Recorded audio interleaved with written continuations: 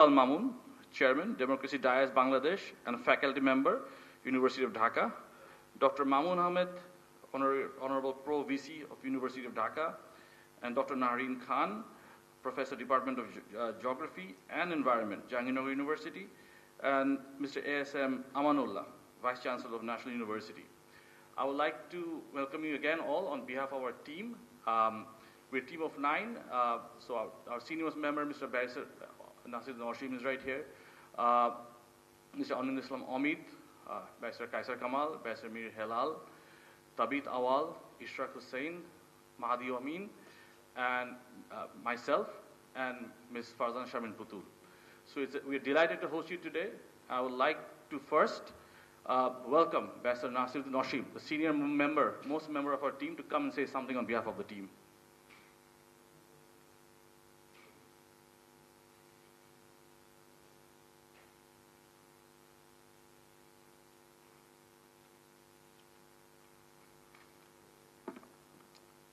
Assalamu alaikum.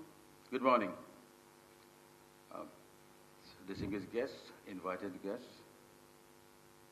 our honorable discussants, I, on behalf of our team, would like to convey my gratitude for coming and attending this program. Previously, as Mr. Ishraf had said, that so far we have done one program previously, and this is our second program. And this program basically is, as we say, education is the backbone of the nations, of every nation. But if you have to keep your backbone straight, you need to remember your posture. You need to take care of your backbone. That is what education has to be addressed in such a way that it will fulfill the requirement, the necessity, what the present day requires us to do. Knowledge, why education should be knowledge-based? Is because if you do not have enough research opportunities, if you do not spend, if you do not have fun, what are we going to do? At present, if I can tell you one thing, one single faculty member in Bangladesh from any university, he gets only 50 to 70,000 Dhaka per year, less than $1,000 USD. From that context, you can imagine, do we have any university in our country? I'm saying I'm not ashamed. I have to criticize what is going on what have been happening in this country, in this sector. We have only 2 universities from the world ranking from 800 to 1,000.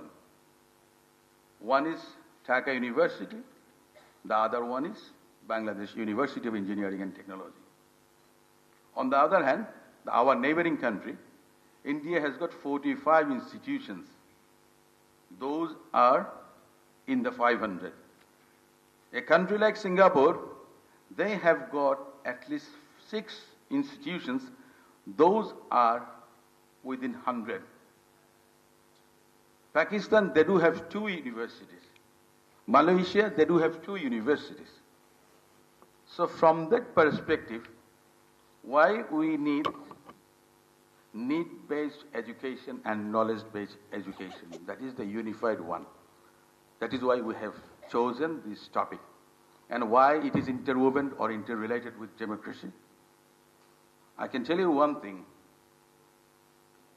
The government of Begum Khaleda Zia, when came to power in 1991, in 1992, Begum Khaleda Zia introduced free education, primary education, for the girls. Mandatory primary education was a law. The Private University Bill 1992 was enacted in the parliament, and the first private university in Bangladesh is North-South University. Thereafter we've got BRAC University, American International University. This kind of private university, they were introduced after 1992. So exploration or expansion of education sector depends on your mentality, how cordial you are, how you can think, future thinking, visionary thinking. The Department of Primary Education was introduced, and at the same time, the Women Affairs Department was introduced during late President Ziaur Rahman in 1977. In 2002, Begum Khaleda Ji introduced up to higher secondary, education is free for female members, the girl students. So that was what BNP has been trying to do. Now why we are advocating? Unless and until a democratic government is in force, no one is accountable. This government, interim government or caretaker government, no matter what, and even someone is elected in the name of democracy, they are not accountable for the people. They are not accountable to the nations because they don't need people's vote. If you are elected by people's votes, then you have to go to the people again to seek their support. So once you are in power, you have to address the issue of education. So need-based, why?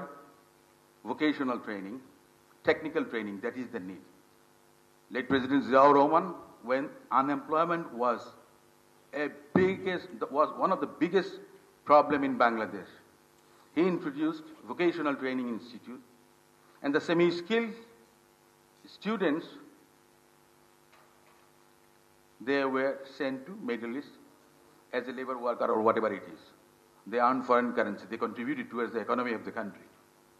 But now the time is changed. We need to have expertise in different various fields. Technology, IT sector, so many sectors. That is why I think the unified education system completely depends on the mentality of a democratic government. I again thank you all, our members from the electronics and print media. I thank you all, our guests, our discussions. I think their speech will enhance, will enlighten us. I thank you again. Good morning.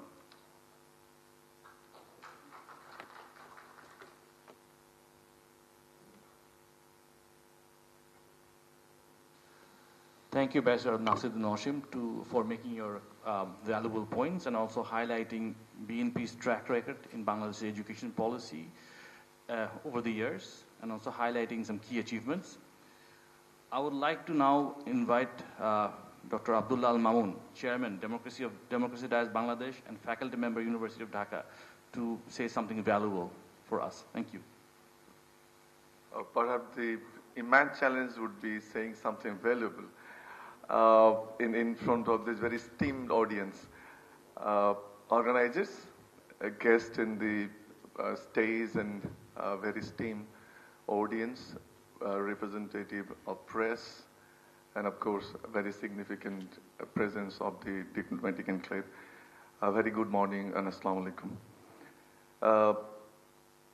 The title of today's event, if I correctly can summarize, the democracy as the foundation of new need and knowledge-based education. As this is a party event organized by one of their wings, first of all, I would like to appreciate the endeavor because these kind of auspicious events are rarely organized by the political parties historically. So this is a very significant event from that regard, and I would like to congratulate Bangladesh Nationalist Party. I'm very happy to learn this is the second kind of endeavor in this regard. I try to reflect on the current announcements, policies, statements, undertakings, and as well as the famous 31 points they announced for reorganizing the nation or as their vision when they will be in power, if happens so. And in reviewing so, I tried to find out the main saying they are underlining in their statements. I think the first and the foremost important issue is their 31-point announcement, And on that point 25, they have categorized that they would like to reorganize the education system regardless of primary and higher education with two mottos, in fact. First one is the need-based education, and second one is the knowledge-based education. And in doing so, it revealed from their statements and political speeches from the top to bottom, particularly from the acting chair, that they would like to increase the education budget from around 1.7% to 5%. That 1.7%, perhaps most of you know that the lowest in South Asia and lowest again among the LDCs. So this is a remarkable announcement, and I would like to request you, particularly the diplomatic representative, to serious note of it. In this background, I tried to outline that from the documents and the presentations, what they're really trying to say to the public and people nationally and internationally. I think two important points here. First, they're saying that the education should be universal, both in higher and primary education. And the cornerstone of that system would be equitable and futuristic. This is the very important point revealed from my research reviewing their documents and publications, as well as the speeches regularly they're delivering to the media.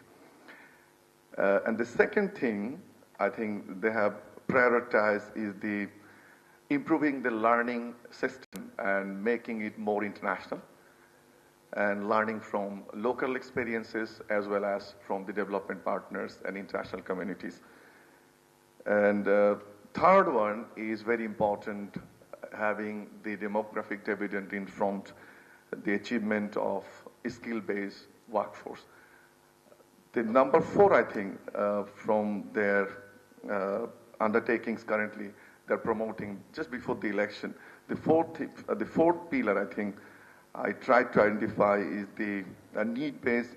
When they're saying, what is that need-based? My understanding, reading their materials, is more vocational, digital-oriented, and the proficiency of both IT and English language. That is what I understood. Before I move on and evaluate their statements, I would like to draw your attention on a perspective that has been developed by last 15 years. Fascist regime, I'm sorry to bring politics into education, but the headline, but the subject itself says the democratization. I'll spend a minute or so onto that.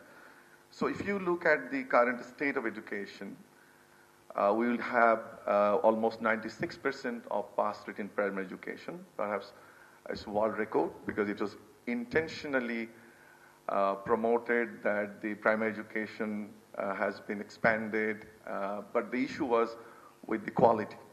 And second highlight for you is currently we own 54 public universities and 114 private universities. Regardless, it has huge question, both public and private universities, in terms of the resources, both physical resources, academic resources, and particularly the outputs, because due to their activities, both in primary, secondary, and higher education level, perhaps the country is now having the learning poverty. That can be the terminology can be used by me as an academic. So with that tagline of learning poverty, let me unveil some more of the facts from the last 15 years. The second thing I would like to draw your attention is the internationally, when we are talking about math and science education, the primary graduate are 50%, shown 50% inability in demonstrating knowledge in English and science. And the final highlight for you is that in terms of the innovation index, after the last 15 years effort of the government, we rank 106 out of 139 countries of the world. So these are the few metrics for you to understand the current state of affairs. I would also like to spend a minute or so about the undertakings of last 3 BNP regimes starting from President Ziaur Rahman, his famous point 19 announcement, and where point 11 speaks about the education, and with particular emphasis to rural education. Mr. Hashim has highlighted some of the undertakings of Begum Khaleda Zia. I don't like to spend much time on that, but of course, a few things should be highlighted, otherwise it will be injustice to very capable Prime Minister Begum Khaleda Zia, particularly because of his achievement was internationally promoted, even in the New York Times, for her remarkable achievement to girls' education, private university introduction, meals in the school, food for education, scholarship for the students, and many more. Therefore, you can understand that in the regimes of BNP, they really try to make the education meaningful and also have a holistic approach, regardless of primary, secondary, and higher education, to significantly contribute to the GDP, what we expect by the education. Let me now talk on 5-6 points, and then I'll conclude. The first thing, as I said, that it is appreciable by BNP when they have announced that they will invest 5% of the GDP on education.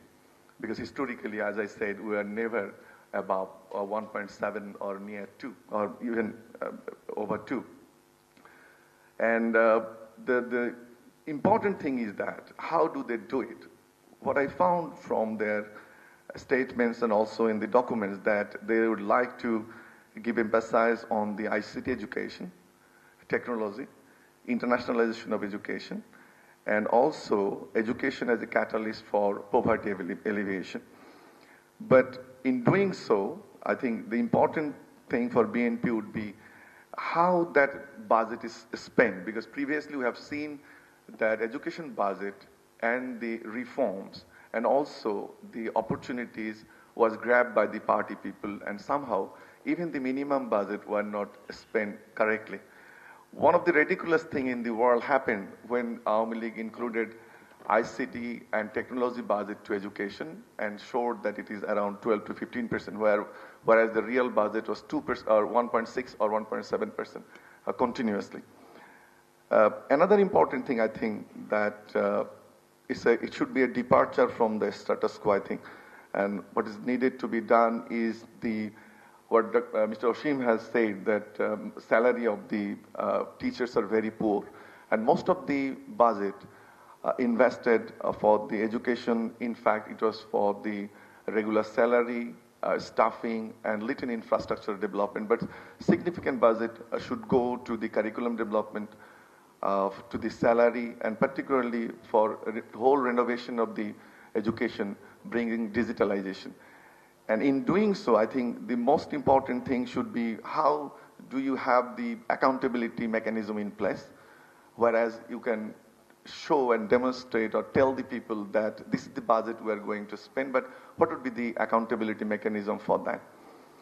The second issue is I think is important, is that when we are talking about, it's a huge disconnect between the Bangladesh national education system and international as well. We are very poor in terms of our curriculum. In relation to the ranking of our primary, secondary, and higher education grades, we are almost half of the equivalence. For example, currently our 12th grade is evaluated as grade 5, grade 6, and our 5th grade is evaluated as class 2 grade internationally. And also our honors and master's degree, many of you sitting here with international exposure and degrees, we really bumped into a situation where we complete our honors and masters. When it comes to the enrollment in PhD or other degrees, or even having a honors, when you try to enroll a master's program, then international universities, particularly good universities of US and UK, they ask you for a foundation course, or even request you for IELTS and other tests. I think this is the important area for BNP to understand and work for the internationalization of education. And the second point in this is what is very important is the collaboration with the international universities. And also, BNP needs to think, when they are saying internationalization of education, is the cross-border education.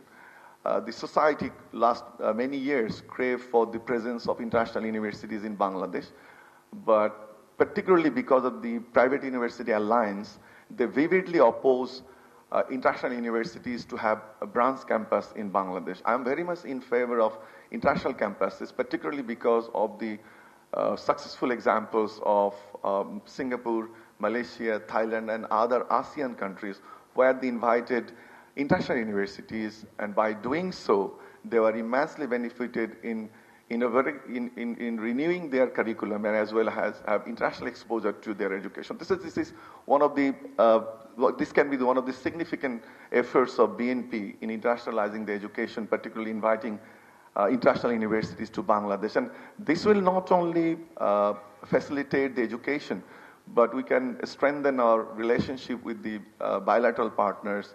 We can enhance our diplomatic relations, because track to diplomacy is also very important. The fourth point to me is the vocational and understanding the vocational and technical needs. It is well articulated in your documents, and I think in doing so, what we can do that we can not only meet the local demands, where when I'm saying the tagline of my speech is learning poverty, so you can really feed the industries. And also, as we're having the demographic dividend, we can send our skill labors worldwide, and the markets internationally opening, particularly because of the demographic crisis, both in ASEAN countries, North Europe, and other areas. But one thing is important, the recognition of our vocational curriculum. I think we have experimented a lot, and our vocational training center, all the TVET center, particularly under the government, 80 TVET center across the country, are having the problem of international recognition. So it has to be thought that how can it be recognized? We can offer international boards like Cambridge, Edexcel, and other City and Guild and other educational boards who can recognize our vocational degrees. And the fifth one, I think the digital transformation is critical, because you will have money, and if you can't transform the education towards the digitalization, and in the era of AI, then it will be a huge regret. So I think it is very important to look at all the aspects and prospects of digitalizing the education. And the sixth one, I think it goes very well with President Ziaur Rahman's motto of rural education, is the decentralization of education. Because currently, most of the facilities are very much centered to the town. And it creates huge inequality. And when you are promoting democracy for education, I think it is a must that you ensure decentralization, so that people from all aspects, regardless of towns and villages, have the equal opportunity. So this is very much important for BNP to speak about, even in their manifesto, how they will decentralize their education undertakings in future. And finally, I think this is the most important point relevant to today's roundtable, is the affordability. So there is a huge nexus between education and poverty. As the public expenditure is poor in education, so there is a nexus between education expenditure and the poverty.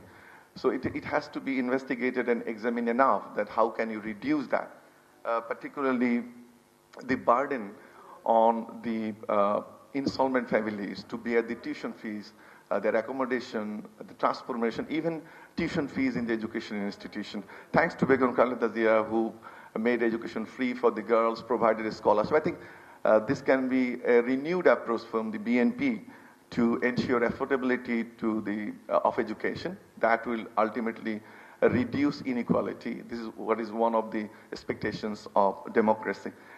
And finally, I think whatever you do, one of the issues that we encountered in the last 15 years is the question of accountability, transparency, and of course, your commitment to the people. That would be the most crucial question. What we don't expect, that when BNP comes into power and having the 5% expenditure, that will definitely improve the overall environment of the education. But the most important thing would be how would you spend every penny, and what would be your accountability mechanism. And in saying so, I think it is very important that you have National Education Evaluation Authority. that will not only keep the record, it should track the outcomes. And what we say in economics that development result management, or there should be a framework to evaluate the results or evaluate the impact or evaluate the money, the impact of the money you spend for the education. Therefore, the recommendation would be to have a national education authority that would track the outcome regularly, audit the budget and expenditure, and also measure every impact of the money we spend. Finally, I think in combining the increased budget and also a forward-looking education agenda, Bangladesh Nationalist Party can really fundamentally reshape the approach of human development that I strongly believe. And the potential benefit are immense, of course, and the better education population will not only contribute to higher economic productivity, of course, and innovation, but also help build a more inclusive and democratic society. And we should not forget that quality education promotes gender inequality, gender equity, reduce poverty, and empowers citizens to participate meaningfully in public life and democratically. Thank you.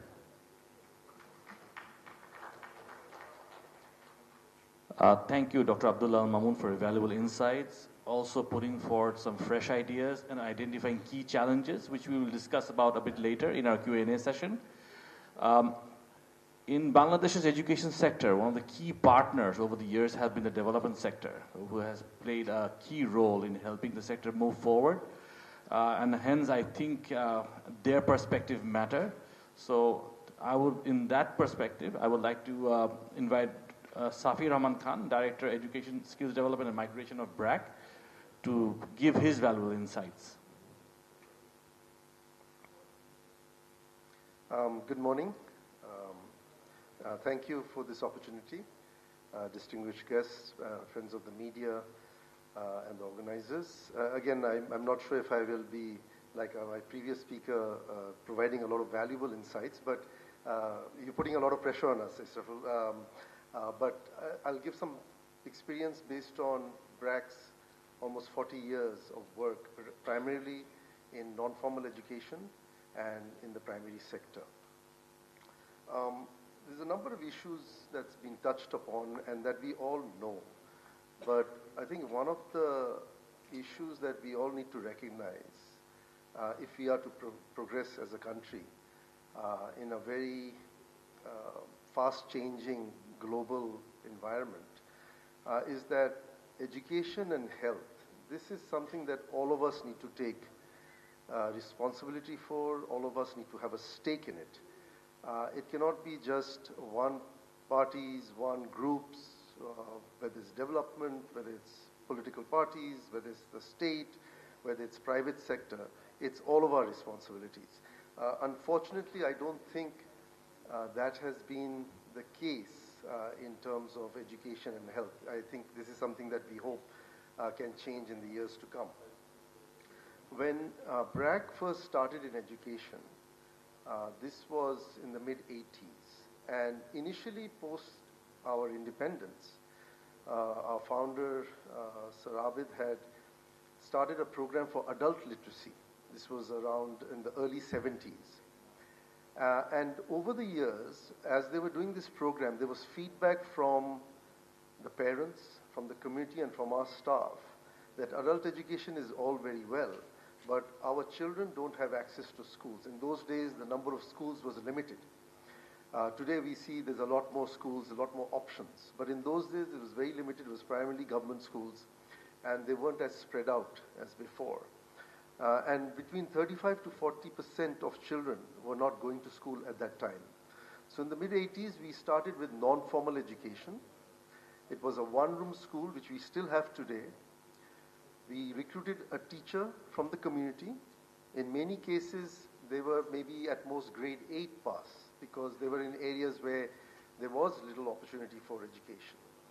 We invested a lot in training, and they were responsible for teaching these kids who were not going to school and getting them up to grade 5 level.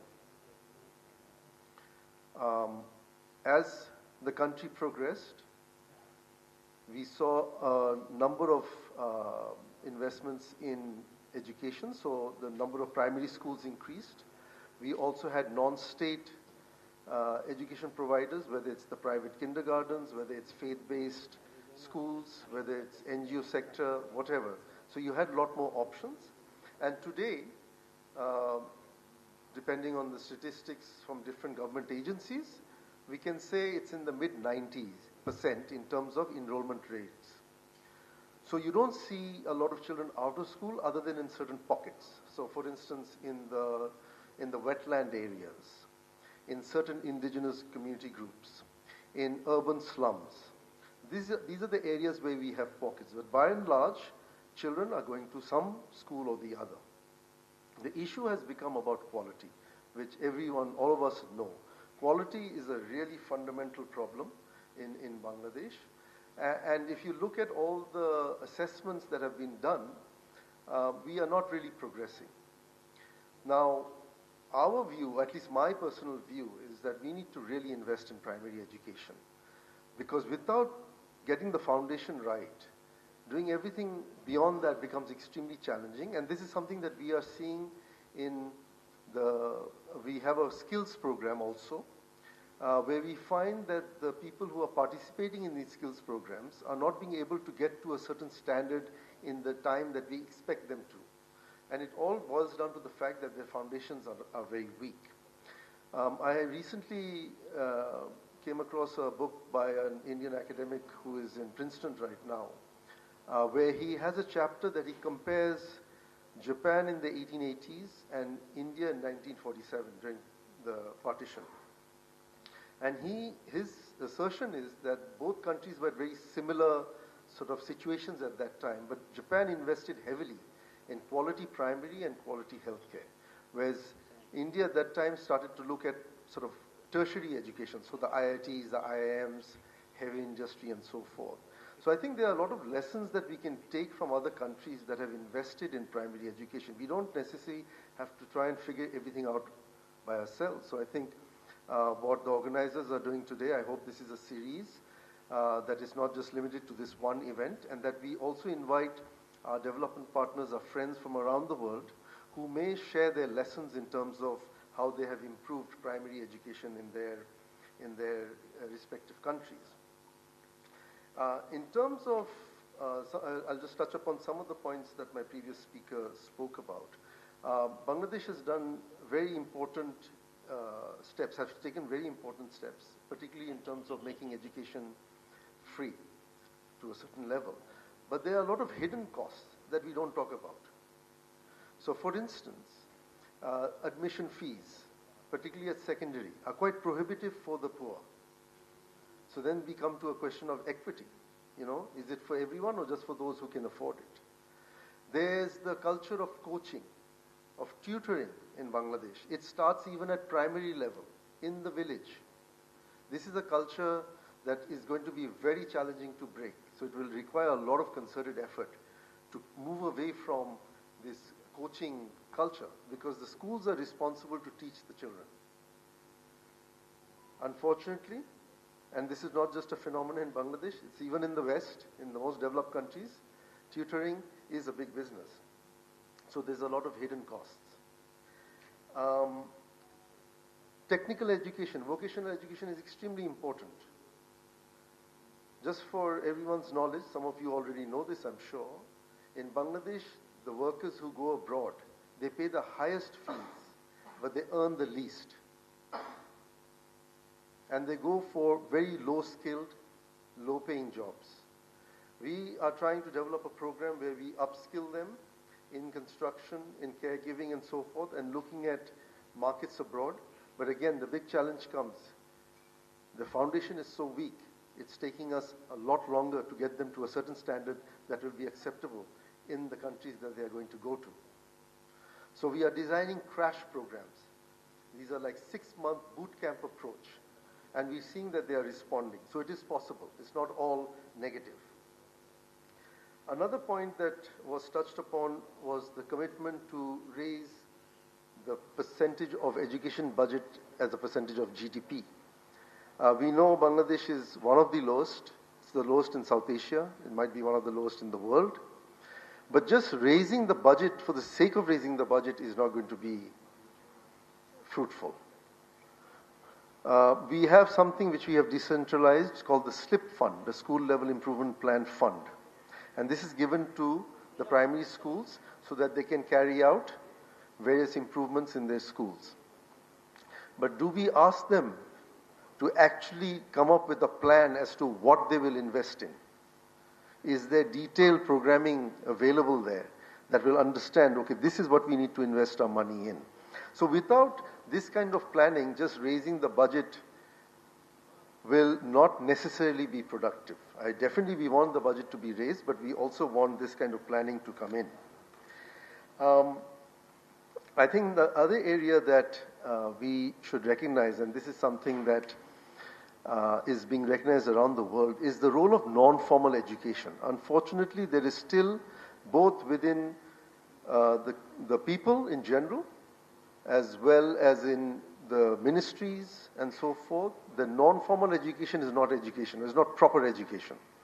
Non-formal education is for those who are not so advantaged and so forth. But non-formal education, lifelong learning, is something that is very, very vibrant in the developed countries.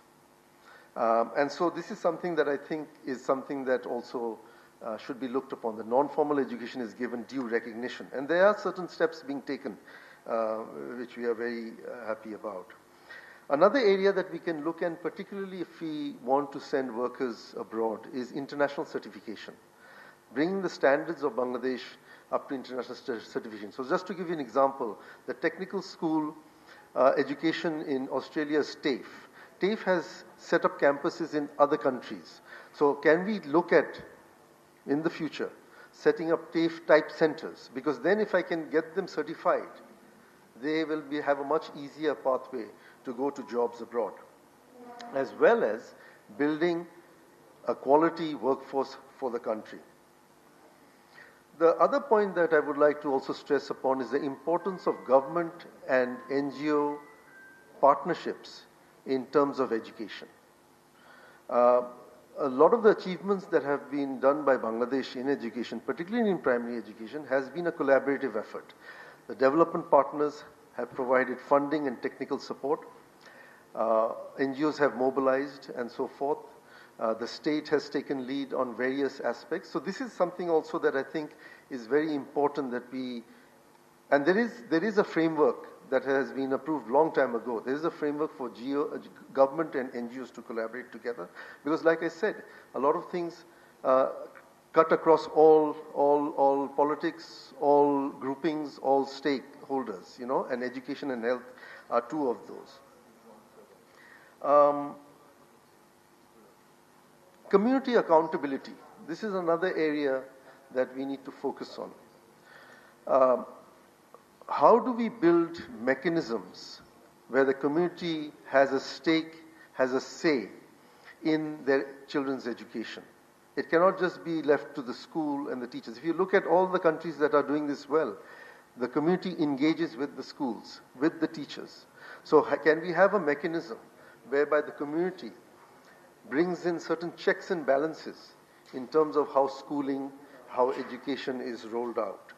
And I think there is some research on this. It's a very small research done by SOAS in England and Brack University, where they found, and again, it's a very small sample size, but they found that when you had parent-teachers associations, school management committees, influential community members taking an interest in the school, those schools perform better. So the evidence is there. If you look at the numbers, I'll wrap it up soon now. If you look at the numbers in terms of, from say last 15 years ago, the portion of children in primary education in government primary schools was over 80%. It is now 52, 53%. There's been a 30% drop. If this is the trend that happens, then we will see further erosion of children in government primary schools.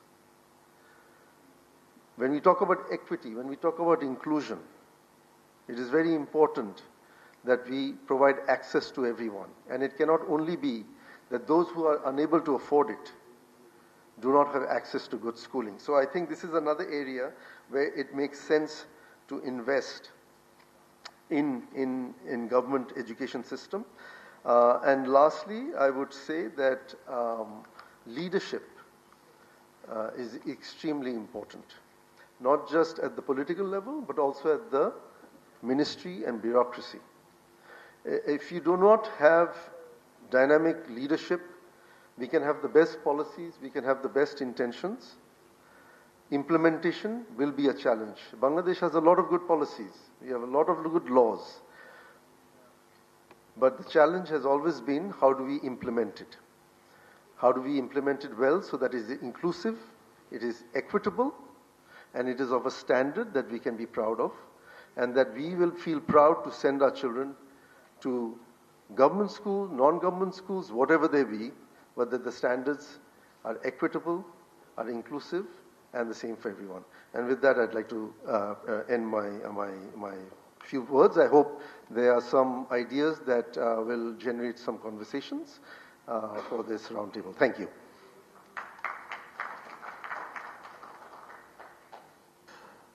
Thank you, Safi Rahman Khan, for your interesting perspectives, and I think bringing some very key topics in as well, and especially in terms of international certification, and also one of the you've also talked about quality, ensuring quality, and also the issue of resource mobilization, which is a very important key factor. Again, we'll have a Q&A session later, so we'll just move on to our next speaker. Also, Dr. Monora Mohammad Yusuf has joined our event today, so I'll welcome you. Now I'd like to go on to our next speaker, which is Dr. Nahareen Khan, Professor, Department of Geography and Environment, Jamina University, and looking forward to your insight. Thank you. Assalamu alaikum and very good morning to all of you. Actually, the first question Mamun Bhai asked me today, that why I came with my laptop. Actually, I have two answers for that. One is I teach environment, so I don't want to print so many papers, which is environment friendly. And the second thing is, I'm very proud to introduce myself as a member of BNP's Education Policy Reformation, and our next goal, our acting chairman, also he has the motto to introduce environment-friendly education system in Bangladesh. So as per the given 31 points by the Honorable Acting Chairman, I think I forgot my second answer. My second answer is like, I'm an old lady with 21 years of experience of teaching in university, so memorizing thing is a bit problem for me. So that's why I came up with my laptop here. So as per the given 31 points by the Honorable Acting Chairman and BNP itself, the point 24, 25, 26 and 31st, they have direct implication with the education reformation. We used to know knowledge is power, right? Of course, knowledge is power. Being a professor of a university, I still believe knowledge is power. But after the COVID, after the fourth industrial revolution and the readiness of the LDC graduation, the knowledge is not only about just survival, but the skills these days, right? So knowledge is skill. So the best of the given situation, our Honorable Acting Chairman has shown his immense interest and his prudent thought to talk about the skills along with the knowledge. So combining that, one of the selling points is introducing third language at the school and the university level. So I'm not getting that much time to talk about entire education policy of BNP at this moment, but let me talk about one of the finest proposal I see, and I can foresee the impact of third language concept of social and economical implication. The point 26 on educational reform contains comprehensive curriculum restructurization, and that implicitly supports multilingual education. Additionally, our Honorable Vice Acting Chairman directly quotes bridges this policy gap. He said, "We want to revamp the school syllabus. It will introduce sports and second or third language. There will be separate marks in the exam for that. That means one student have to do sports, have to learn third language. We will introduce it." So these statements represents BNP's commitment to integrating third language learning into mandatory curriculum with dedicated assessment, making it a core educational requirement rather than an optional subject. So now we can talk about like what are the social implications of third language learning. There are a lot of benefits. Most of them you are from outside of this country, so you know what is the benefit of learning third language. Third language proficiency transforms student into a cultural ambassador, permit deeper engagement with diverse communities both domestically and internationally. In Bangladesh's ethnically diverse landscape, multilingual competency fosters national unity while respecting linguistic minorities. Currently, foreign language proficiency remains largely concentrated among Bangladeshi elite classes. BNP's mandatory third language policy democratizes access to linguistic skills, potential reducing educational inequality and expanding social mobility opportunities for students from all economic backgrounds. And what are the economic implementations of third language learning? Economy of Bangladesh is based on 3 R's. We all know that. One is like ready-made garments, second one is rice, and third one is remittance. Still, we are struggling to get a quality remittance. Research demonstrates concrete financial benefits of multilingualism. In various international contexts, bilingual workers earn 3.6 to 6.6 more than monolingual peers. Bangladesh's 170 million population represent enormous untapped potential for monetizing language skill. Third language proficiency directly addresses Bangladesh's employment crisis by creating globally competitive human capital. As the country transitions from labor-intensive to skill-based economy, multilingual workers became essential for accessing international markets, foreign investment, and technology transfers. Almost we have 10 million people outside of Bangladesh. The amount of money they send and the remittance we receive is not enough. Whereas we could get 3 to 4 times more remittance if we could only learn a third language based on the particular market demands. Currently, 92% of Bangladeshi migrants work in Asia with only 5% in Europe. Strategic third language education, particularly European language like German, French, Spanish, could increase European migration from 5 to 25% within a decade, significantly boosting remittance flow and reducing dependence on Middle Eastern markets. So, even if you know only German, this language proficiency alone opens access to Europe's largest economy and key trading partnership, as German remains the primary trading partner for most of the European countries.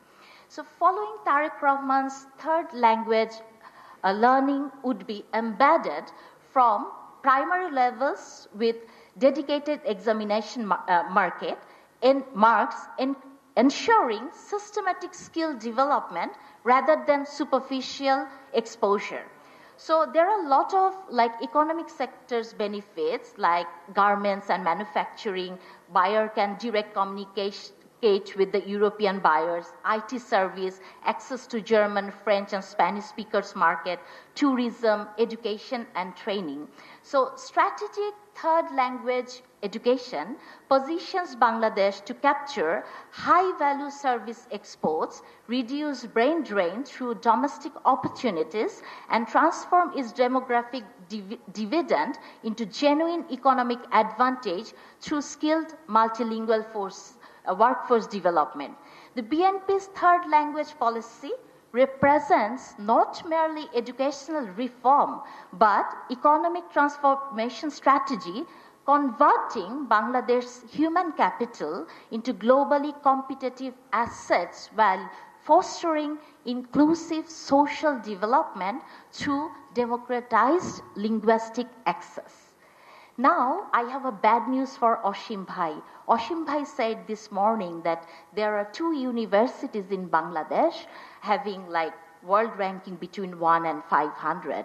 But this morning, I have a very heavy heart to see a news where it says that no university in Bangladesh has ranked in between 1 and 500 in world ranking. World Bank, no, this is the today's news, and ranking is always changing, like you know. And the second one is World Bank says our 11th grade student standards are equivalent to the 7th grade in international standards. Singapore considered our undergrad standard as the same of their foundation course. And the last one is Bangladeshi MBBS, the medical study, doesn't get the approval from World Federation of Medical Education, WFME. I want to say something that I'm always very punctual, but today I was late. You know why I'm late? Because I have some vision problems, so I have my new spectacles. So if you really want to reform your education system, you need a very good spectacle that through that lens, you can see every bit of the problems. And I think like BNP is working for educational reformation and which will be completely beneficial for our future generation. So let's hope for the best. Thank you. Thank you, Dr. Nareen Khan. Some interesting perspective there and some very dismal statistics.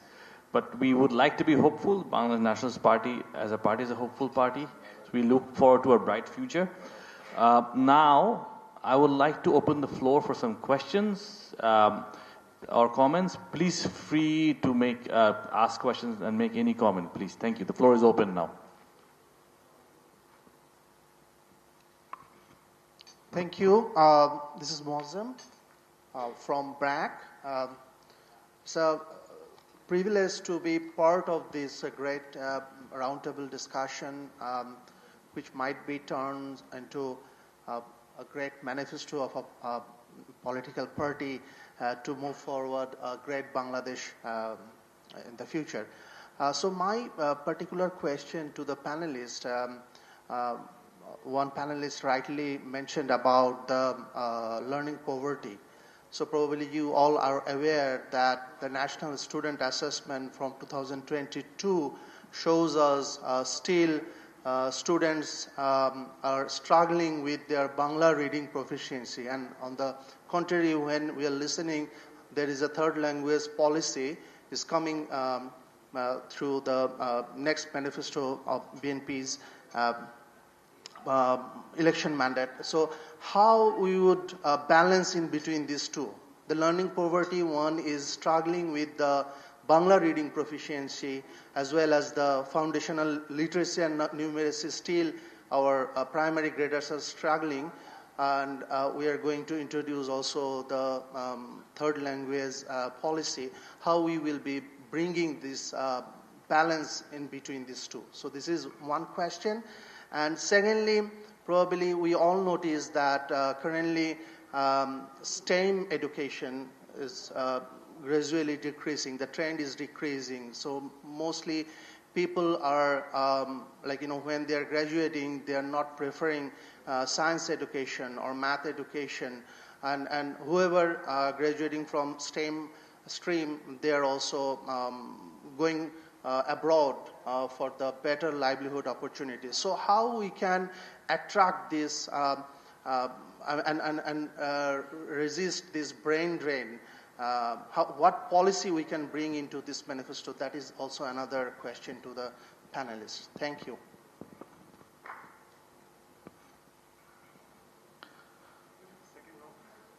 Mike's over there. Mohan Bhai, would you like to answer? Very quickly, reflect on the second point. Right. Yes, you're absolutely correct in terms of your reference to the reading habit of both English and Bangla. This is unfortunate, and I touched upon the point about the pass rate, particularly in the primary education level, which is near to 100. And secondly, no investment particularly have been made properly. Investments were made, but due to the corruption and the nexus between the education administration and the politician, the money has been grabbed. The reason to me is one of the issue I've said, that quality teaching and the curriculum. But the second issue, we have to remember all the investment mostly went to the infrastructure, because regardless of foreign aid or even the money came from the government invested in the education was properly utilized. So it went to infrastructure, having the understanding that it will be enjoyed by the politician and the contractor in the nexus. So infrastructure was not properly built. And second point, in fact, raised by Oshim Bhai in the morning, that investment didn't go to the good quality teachers. And also, I touched upon on the learning poverty, what I said, that due to the inability of the parents to provide tuition to their students was another reason. So on the one hand, we didn't have the proper teachers in the primary schools. And secondly, poor families do not have the money to provide extra tuition to their children. So I think these are the two reasons should be looked upon when BNP will be expending 5% of the GDP to the education. Going to your second point of brain drain, I forgot to mention in the morning, I think one of the prerequisites to reinvigorate the education of Bangladesh would be to academia-industry relationship. And it is very important to understand. I think I'm very happy to have one of the members of BNP's Education Reform Committee beside me to have a serious look into the matter, that how can they improve academia-industry relationship. In doing so, on the one hand, you will understand the need of the industry. On the other hand, you can then improve your curriculum. In doing so, employment rate can be enhanced. The brain drain can be protected, because the young scholars or young students would know that there are opportunities for us if we have appropriate skills, and the curriculum is well matched with the industries. Look, when we talk about the brain drain, there are a number of workers from India and Sri Lanka are working in our ready-made garment sector and other export sectors. But unfortunately, our graduates are going outside. So this is a missing link. So if this area could be reviewed, I think good opportunities would reveal for the stream student you said. So this is very important to develop academia-industry relationship, and a mechanism is I think it should be a must for the next government. Thank you so much for your nice question. I just wanted to answer the third language thing.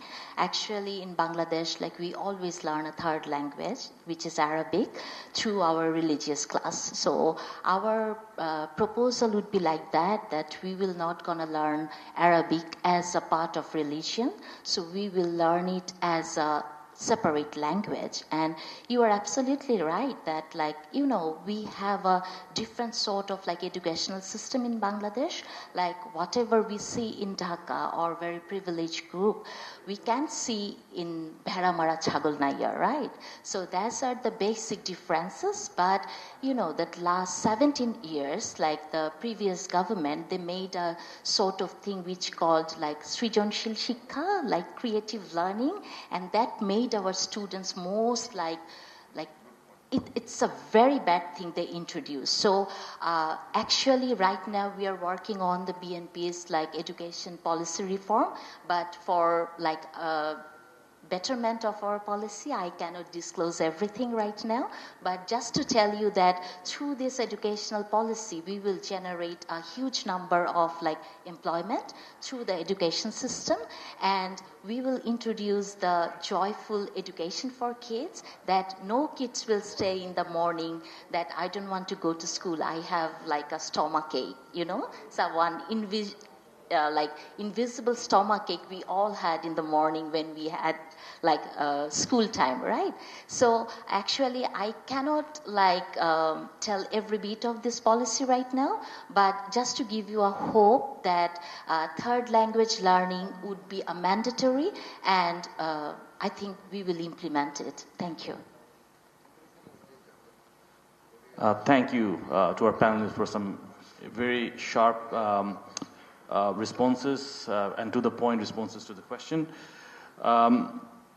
I think one of the three things that key points that have come up in all our speakers is the importance of primary education, vocational education, and the third language. I think we will all agree these are one of the three components that we need to integrate within our education system and focus on, stress on. I would now like to move on to our next speaker. I would like to invite Maulana Muhammad Yusuf, Assistant Organizing Secretary of International Kirat Foundation, Bangladesh. Madrasas are a very key, extremely key component of our education system, and their perspectives matter. So it is, I would like to invite Maulana Muhammad Yusuf up to the podium to say his, or to give his valuable insight on the matter.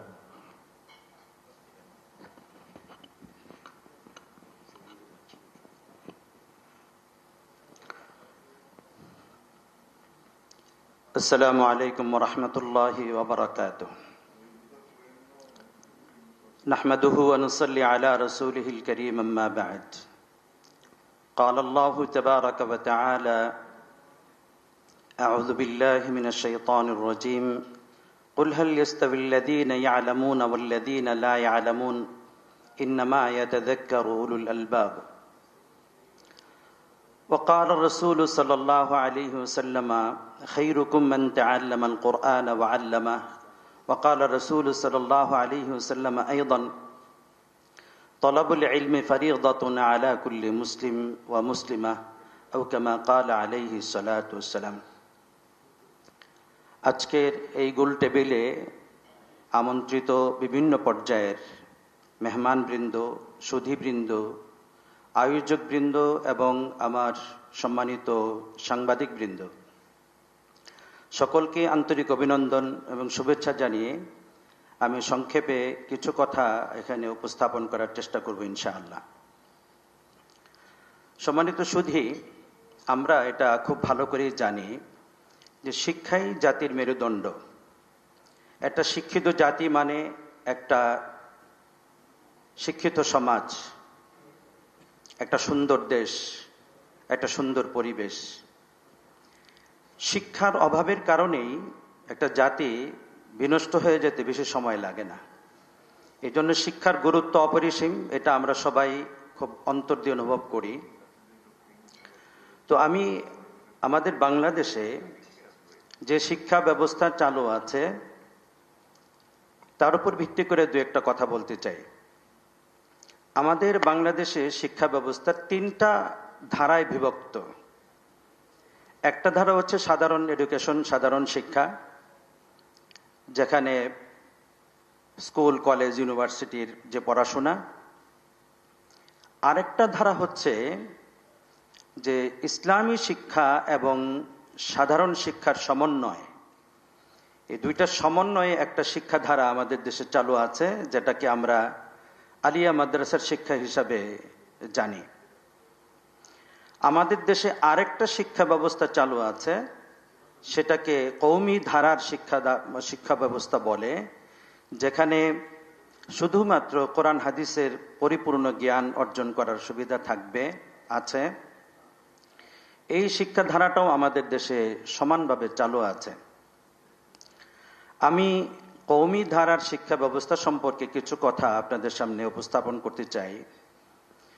কওমি ধারার শিক্ষা ব্যবস্থাটা মূলত এদেশের যারা ইসলাম প্রিয় মানুষ, যারা নিজেদেরকে একেবারেই আল্লাহর জন্য, আল্লাহ রসুলের জন্য, পরকালের জন্য প্রস্তুত করতে চান, যারা চান যে আমি পরকালের জীবনে পরিপূর্ণ সফলতা অর্জন করতে চাই, তারা এই শিক্ষাটা অর্জন করেন। এবং এই শিক্ষার বিষয়টা হচ্ছে যে কোরআন এবং হাদিসের একদম পরিপূর্ণ জ্ঞান অর্জন করা, কোরআনের ল্যাঙ্গুয়েজ, হাদিসের ল্যাঙ্গুয়েজ শেখা, এর সাথে আনুষঙ্গিক যে জ্ঞানগুলো রয়েছে, বিভিন্ন জ্ঞানগুলো অর্জন করা, এটাই এই শিক্ষার মূল বিষয়বস্তু। কওমি মাদ্রাসার শিক্ষা ব্যবস্থাপনায় কয়েকটা স্তর রয়েছে, এর মধ্যে প্রাথমিক স্তরটাও রয়েছে। এই প্রাথমিক স্তরে অন্যান্য স্কুলগুলোতে বা আলিয়া মাদ্রাসাগুলোতে যেভাবে ক্লাস 5 পর্যন্ত একটা পড়াশোনার পর্যায় রয়েছে, তো কওমি মাদ্রাসাতেও এরকম 5ম শ্রেণী পর্যন্ত, ক্লাস 5 পর্যন্ত একটা পর্যায় রয়েছে। এই পর্যায়গুলোতে কওমি মাদ্রাসাতে কোরআনের তেলাওয়াত শেখার পাশাপাশি, কিছু হাদিস মুখস্থ করার শেখার পাশাপাশি সাধারণ যে পড়াশোনা আছে, বাংলা, অঙ্ক, ইংরেজি, ভূগোল, ইতিহাস ইত্যাদি, এগুলো কওমি মাদ্রাসাতে ক্লাস 5 পর্যন্ত পড়ানো হয়। ক্লাস 5-এর পরেও আরও 2-3টা শ্রেণী পর্যন্ত বাংলা, ইংরেজি ইত্যাদি রাখা হয়েছে, যেন বাচ্চারা সমসাময়িক সমাজের মানুষের সাথে, যেন এই শিক্ষায় শিক্ষিত লোকেরা এ সমাজের মানুষের সাথে কথাবার্তা বলতে পারেন, ওঠা বসা করতে পারেন, চলাফেরা করতে পারেন। সর্বোপরি আমরা এটা জানি, এই মাদ্রাসা থেকে শিক্ষিত লোকেরাই কিন্তু সমাজে একটা বিষয়ে নেতৃত্ব দিচ্ছেন। সেই বিষয়টা হচ্ছে মানুষকে আদর্শ মানুষ হিসেবে গড়ে তোলার জন্যে, কল্যাণমুখী মানুষ হিসাবে গড়ে তোলার জন্যে, মানুষকে দেশপ্রেমিক জনগণ হিসাবে গড়ে তোলার জন্য যে শিক্ষাটা মৌলিকভাবে দরকার, এদেশের ওলামায়ে কেরাম যারা এই কওমি মাদ্রাসার শিক্ষিত লোকজন, তারা কিন্তু এই সেবাটা দিয়ে যাচ্ছেন। এজন্য জনগণের সাথে সম্পৃক্তির জন্য, জনগণকে নিজেদের কথাগুলো বোঝানোর জন্য, নিজেদের বক্তব্যগুলো পেশ করার জন্য, এজন্য প্রাথমিক লেভেলে শিশুদেরকে বা ছাত্রদেরকে বাংলা, অঙ্ক, ইংরেজি কিছু পড়ানো হয়, যেন সুন্দরভাবে তারা উপস্থাপন করতে পারেন, যেন সকল বক্তব্যগুলো জনগণের কাছে পৌঁছে দিতে পারেন। আমরা লক্ষ্য করলেই দেখব যে দেশের যারা কওমি মাদ্রাসা থেকে শিক্ষিত উলামায়ে কেরাম, এদেশের বিভিন্ন মসজিদে, বিভিন্ন মাদ্রাসা, বিভিন্ন ওয়াজ মাহফিলে তারা কিন্তু এই দায়িত্বটুকু অত্যন্ত সুচারুরূপে, সুষ্ঠুভাবে পালন করে যাচ্ছেন। তো সেই হিসাবে কওমি মাদ্রাসার অবদান এদেশের মানুষের উপরে একেবারে অপরিসীম একটা অবদান রয়েছে, অনস্বীকার্য একটা অবদান রয়েছে। সেই অবদানকে স্বীকার করতে হবে। তো কওমি মাদ্রাসা আসলে পরিচালিত হয় এদেশের মানুষের সহযোগিতার মাধ্যমেই পরিচালিত হয়। বিভিন্ন মাদ্রাসা প্রতিষ্ঠান যেগুলো রয়েছে, এদেশের মানুষের সহযোগিতা এটা পরিচালিত হয়ে আসে। সরকারি সাহায্য খুবই কমই থাকে, এর মধ্যে সাধারণ মানুষের সহযোগিতাই চলে। একটা কথা এখানে মনে রাখতে হবে, আমাদের দেশের যারা কিছু অবহেলিত শ্রেণী রয়েছে, যাদের থাকার ইন্তজাম নাই, খাওয়ার পড়ার ব্যবস্থাপনা নাই, এতিম অসহায় শিশু যারা অবহেলিত শ্রেণী, এরকম একটা শ্রেণীদেরকে কিন্তু কওমি মাদ্রাসায় এটার একটা আশ্রয়নও বলা যেতে পারে, যে তাদের আশ্রয়ের একটা ব্যবস্থা করা হয়। এতিমদের, দরিদ্র শিশুদের, দরিদ্র ছাত্রদের আশ্রয়নের একটা ব্যবস্থা রাখা হয়েছে। সেখানে ছাত্ররা থাকা, খাওয়া সব কিছু তারা ফ্রি পায়, এবং সেখানে তারা খাওয়া দাওয়া করে, পড়াশোনা করে সেখান থেকে একটা শিক্ষা অর্জন করতে পারে, এবং দেশের বড় ধরনের একটা খেদমতে তারা এগিয়ে যেতে পারে। সুতরাং একটা গণতান্ত্রিক সরকার যদি এই সেক্টরটাকে আরো একটু গুরুত্ব দেয়, যেমন এর আগে এই কওমি মাদ্রাসার সনদ স্বীকৃতি দেওয়া হয়েছে বটে, কিন্তু এটাকে কার্যকরভাবে এখন পর্যন্ত সেটা প্রতিষ্ঠিত হয়ে ওঠেনি। যদি গণতান্ত্রিক সরকার আসে, গণতান্ত্রিক সরকার এটাকে মূল্যায়ন করে, গুরুত্ব দেয়, তাহলে এদেশে এই সেক্টর থেকে, অর্থাৎ কওমি ধারার থেকে যে জনগণ উঠে আসবে, সেটা এদেশের মানুষের কল্যাণের জন্যে, এদেশের মানুষের মুক্তির জন্যে, এদেশের মানুষের সব ধরনের সমস্যা সমাধানের জন্য সুন্দর পরামর্শ দিতে পারেন। এদেশের মানুষের কল্যাণের জন্য বিভিন্ন রকমের ভূমিকা রাখতে পারেন। এদেশের মানুষের রাজনীতি, অর্থনীতি, সমাজনীতিতে তারা একটা ভালো ব্যাপক একটা ভূমিকা রাখার সুযোগ তাদের রয়েছে। আমরা যদি গণতান্ত্রিক সরকার থেকে আমরা এটা চাইব যে এই সেক্টরটাকে যদি মূল্যায়ন করা হয়, গুরুত্ব দেওয়া হয়, তাহলে তারা দেশের বড় একটা সেবা তারা বিভিন্ন ক্ষেত্রে দিতে পারেন। আমি এই পর্যায়ে একটা দাবি রাখব পরবর্তী গণতান্ত্রিক সরকারের কাছে, যে স্কুল লেভেল পর্যন্ত, যেখানে আমাদের বাংলাদেশের প্রায় 90% মুসলমান, ইসলামী শিক্ষার গুরুত্ব তাৎপর্য এটা এই মুহূর্তে আমি আলোচনা করছি না। ইসলামী শিক্ষার গুরুত্ব তাৎপর্য অপরিসীম। আল্লাহ রাব্বুল আলামিন পবিত্র কোরআনে বলছেন, শিক্ষিত জাতি আর অশিক্ষিত জাতি, শিক্ষিত মানুষ আর অশিক্ষিত মানুষ কখনোই সমান হতে পারে না। এটা আল্লাহ রাব্বুল আলামিন কোরআনে বলছেন যে কুল হাল ইস্তাবিল্লাযীনা ইয়ালামুন, যারা শিক্ষিত এবং যারা শিক্ষিত না তারা কখনো সমান হতে পারেন না। তো সেই হিসাবে ইসলামী শিক্ষায় শিক্ষিত মানুষের একটা আলাদা গুরুত্ব রয়েছে, একটা তাৎপর্য রয়েছে। আমি দাবি করব এটা যে প্রাথমিক পর্যায়ে, একদম সকল পর্যায়ে, অর্থাৎ প্রাইমারি লেভেলে সাধারণ শিক্ষায় এবং আলিয়া মাদ্রাসার লাইনে এবং কওমি মাদ্রাসার লাইনে সকল শিক্ষার ক্ষেত্রে, সকল পর্যায়ের ক্ষেত্রে ইসলামী শিক্ষাটাকে যদি বাধ্যতামূলক করা যায়, যে কোরআন শিখবে, দিন শিখবে, আল্লাহ রসুল শিখবে, যেহেতু এদেশের 90% মুসলমান, তারা যদি ইসলামী শিক্ষা শিক্ষিত হয়ে ওঠে তাহলে তার একটা প্রভাব তার গোটা জীবনে থাকবে। ওই প্রভাবের উপর ভিত্তি করে সে একজন আদর্শ মানুষ হবে, আদর্শ নাগরিক হবে, সুনাগরিক হবে, দেশের জন্য কল্যাণকর নাগরিক হিসাবে গড়ে উঠবে বলে আমি মনে করি। আমি এই বলে আমি আমার বক্তব্য শেষ করছি। ওয়া আখিরু দাওয়ানা আলহামদুলিল্লাহি রাব্বিল আলামিন। ধন্যবাদ মৌলানা ইউসুফ সাহেব। Just for everyone's knowledge, I'm going to do a quick translation and help Mr. Maulana, but the detailed translation we'll share with you after this event. Maulana Yusuf has started. Assalamu alaikum to everybody, all members of the media, present guests and panelists, and wishing everybody a good morning and a good day.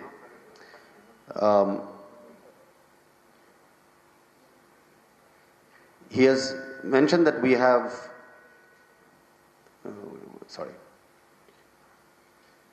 he said today's education is the spine of any society. When the spine stays strong, the society remains strong. If the spine is affected, the society is affected. And anytime you've seen a lack of education or progress, you've seen the destruction of any civilization, mentioning how powerful education is to any society. In Bangladesh, we have 3 different systems of education. One system is the traditional Bangla medium method taught in government schools. Another system is called the Alia Madrasa system, which is a combination of the traditional curriculum and religious curriculum. And another system is the Qawmi Madrasa curriculum, which is more based on the Quranic teachings as well as teachings from the Hadith. Today, Mr. Maulana Yusuf, are representing the Qawmi Madrasa education system. In the Qawmi Madrasa education system, the primary way of teaching is based on the Quran and the Hadith, but of course the traditional education curriculum is not neglected either, especially especially after class 5. After class 5, why do we focus more on English, Bangla and traditional curriculum? Is so that the students of the Qawmi Madrasa can graduate to be members of society as well as contributing members of society. Those contributing members who focus primarily on ethics, values and morality. This will be the basis of the Qawmi Madrasa education system. Qawmi Madrasa education system also focuses on the marginalized people of society, orphans, people under the poverty line where the government support is lacking or the government system does not reach them. They are the people who the Qawmi Madrasa takes in under boarding system, provides them with shelter as well as safety, of course along with the education that they provide. It is his hope that a democratic government comes into Bangladesh very quickly and gives utmost attention to the Qawmi Madrasa system along with the overall education system that we're discussing today. Through a democratic government's attention to the Qawmi Madrasa system, can the Qawmi Madrasa graduates become a part of mainstream society as well as become a contributing member to the mainstream society. It is my firm belief that Qawmi Madrasa graduates have a lot more to contribute to society if given the chance. I would like to demand on the next government that they provide more aid and more support to the Qawmi Madrasa system, and because Allah has also mentioned that there's a big difference between an educated person and an uneducated person. So we would like to, in the name of God and in the teachings of Allah, see that every student in the future Bangladesh is educated, and that is the demand I have on the future government which may take over. That was my quick translation of Maulana Yusuf's speech today in Bangla, and as I said, we will share the details after this event. Thank you. Thank you, Tabir, for the quick translation. I would like to quickly invite Shaykh Saifullah Madani, who's a representative of the Bangladesh Qawmi Madrasa Education Board, to say his bit quickly, and supplement Mr. Yusuf's points as well. Thank you. Assalamu alaikum wa rahmatullahi wa barakatuh. Alhamdulillah wa salatu wa salamu ala rasulillah wa ala alihi wa sahbihi wa man wala. বাংলাদেশের অগ্রযাত্রার পথ প্রয়োজন ভিত্তিক ও জ্ঞান ভিত্তিক শিক্ষা ব্যবস্থার ভিত্তি হিসেবে গণতন্ত্র শীর্ষক সেমিনারের সম্মানিত উপস্থিতি, আজকের এই গুরুত্বপূর্ণ আলোচনায় আমি একজন ইসলামী প্রতিনিধি হিসাবে কিছু কথা রাখার সুযোগ পেয়ে অত্যন্ত কৃতজ্ঞতা প্রকাশ করছি। সময় যেহেতু খুবই সংক্ষিপ্ত, কাজেই খুব দীর্ঘ কথা বলার সুযোগ নেই। বাংলাদেশের ঐতিহাসিক প্রেক্ষাপট বলে আমাদের জাতি একটি সংগ্রামী জাতি। ভাষা আন্দোলন থেকে মুক্তিযুদ্ধ প্রতিটি অধ্যায়ে আমরা শিক্ষা, গণতন্ত্র ও ন্যায় বিচারের দাবিকে কেন্দ্রবিন্দুতে দেখেছি। স্বাধীনতার ঘোষণাও বলা হয়েছিল জনগণের অধিকার প্রতিষ্ঠা, ন্যায়ভিত্তিক সমাজ গঠন এবং শিক্ষা ও উন্নয়নের সমতা আনাই হবে আমাদের ভবিষ্যৎ। কিন্তু দুঃখজনকভাবে আজও শিক্ষা ব্যবস্থা ও গণতন্ত্র কাঙ্ক্ষিত লক্ষ্যে পৌঁছতে পারেনি। কিন্তু কেন? এটি হলো গণতন্ত্র ও স্থিতিশীল সরকারের অভাব। একটি রাষ্ট্র তখনই টেকসই উন্নয়নের পথে এগিয়ে যেতে পারে যখন তার শাসন ব্যবস্থা স্থিতিশীল থাকে। স্থিতিশীল সরকার ছাড়া দীর্ঘমেয়াদী পরিকল্পনা গ্রহণ ও বাস্তবায়ন করা অসম্ভব প্রায়। অভিজ্ঞতার আলোকে আমরা দেখেছি, যখন অনির্বাচিত সরকার ক্ষমতায় থাকে এবং দীর্ঘমেয়াদী হয়, তখন তারা স্বৈরাচারী হয়ে ওঠে, জনগণের মত ও অধিকারকে উপেক্ষা করে, জনমতের তোয়াক্কা না করে শিক্ষা ব্যবস্থায় দলীয়করণ, প্রশ্ন ফাঁস, নিয়োগ বাণিজ্যের মতো অসংখ্য দুর্নীতিতে জড়িয়ে পড়ে। ফলে অনির্বাচিত সরকার দীর্ঘমেয়াদী হলে শিক্ষা ব্যবস্থার মুখ থুবড়ে পড়ে। আমরা বিগত আমলে দেখেছি, সপ্তম শ্রেণীর ইতিহাস ও সামাজিক বিজ্ঞান বইয়ে শরীফ থেকে শরীফা হওয়ার কাল্পনিক গল্প যুক্ত করার মতো বিষয়, শিশুদের পাঠ্যপুস্তকে বিকৃত যৌনতা, সমকামিতা, ট্রান্সজেন্ডার ও তৃতীয় লিঙ্গ নিয়ে আপত্তিকর বিষয়, বিকাশবাদ বা বিবর্তনবাদের মতো অযৌক্তিক বিষয়, যেমন বানর থেকে মানব সম্পর্কিত বিষয়, বিজ্ঞান বইয়ে কিছু অংশ সরাসরি ইন্টারনেট থেকে নকল করা, এমনকি গুগল ট্রান্সলেটের সাহায্যে অনুবাদ করা, সবই প্রমাণিত সত্য। পাঠ্যপুস্তকে ইতিহাসের বিকৃতি, ধর্মীয় অনুভূতিতে আঘাত ও মিথ্যা তথ্যের জন্য তৎকালীন সময়ে বিএনপি সহ অন্যান্য রাজনৈতিক দল ও শিক্ষাবিদগণ প্রতিবাদ জানিয়েছিল এবং অনেক বিষয়ই তখন পাঠ্যপুস্তক থেকে বাদ দেওয়া হয়েছিল। তবে অন্তর্বর্তীকালীন সরকার একটি অস্থায়ী সরকার হলেও তাদের প্রতি আমাদের আশা প্রত্যাশা ছিল অনেক বেশি। বাস্তবতা হচ্ছে, অন্তর্বর্তীকালীন সরকার দেশের নির্বাচনের পূর্ববর্তী বা মধ্যবর্তী সময়ে দায়িত্ব গ্রহণ করে, সেই হিসাবে এই সরকারও তাদের কার্যক্রমকে সেভাবেই সীমিত করেছে। এমনকি অনেক ক্ষেত্রে তারা এনজিও নির্ভর সরকারে রূপান্তরিত হয়েছে, যা আমাদের জন্য বড়ই দুঃখজনক। আবহমান কালচারে বাংলাদেশ যেভাবে যে গতিতে চলে আসছে তাতে একটি সম্প্রীতি সৌহার্দ্য ছিল যা এনজিও নির্ভরতার কারণে আমাদের এই জায়গাগুলো বাধাগ্রস্ত হচ্ছে, সম্প্রীতি বিনষ্ট হচ্ছে। গবেষণা বলে অনির্বাচিত সরকারের প্রতি জনমতের ভিত্তি না থাকায় আমলাতান্ত্রিক জটিলতা তৈরি হয়, প্রশাসন অকার্যকর হয়, ফলে শিক্ষা ব্যবস্থা ও সামাজিক খাতে দীর্ঘমেয়াদী উন্নয়ন পরিকল্পনা বাধাগ্রস্ত হয়। শিক্ষা ব্যবস্থার সংকট তৈরি হয়। এই যাত্রা দীর্ঘ হলে একটি প্রজন্ম শিক্ষার মতো সুমহান অধিকার থেকে বঞ্চিত হয়। বাংলাদেশের মৌলিক সমস্যাগুলো যদি আমি সংক্ষেপে বলি, 1 নম্বর বিষয় হচ্ছে শিক্ষার বৈষম্য। শহর ও গ্রামের মধ্যে শিক্ষার ব্যবধান, ইংরেজি মাধ্যম, বাংলা মাধ্যম ও মাদ্রাসা শিক্ষার বিভাজন। চাকরিমুখী শিক্ষা ব্যবস্থা, শিক্ষা শুধু চাকরির উপর নির্ভর করে আমরা বাংলাদেশের শিক্ষা ব্যবস্থাকে পরিচালনা করছি, যা জ্ঞান নির্ভর নয়, বাস্তব জীবনের চাহিদা পূরণে অনেক ক্ষেত্রে অক্ষম। গণতন্ত্রের সংকট, গণতন্ত্রের অংশগ্রহণ ও জবাবদিহিতার ঘাটতি দুর্নীতি ও রাজনৈতিক অস্থিরতার একটি অন্যতম কারণ হিসেবে আমরা বিবেচিত করতে পারি। শিক্ষা থেকে নৈতিকতা ও মূল্যবোধকে আলাদা করার ফলে তরুণ সমাজ অনেকটাই হতাশাগ্রস্ত।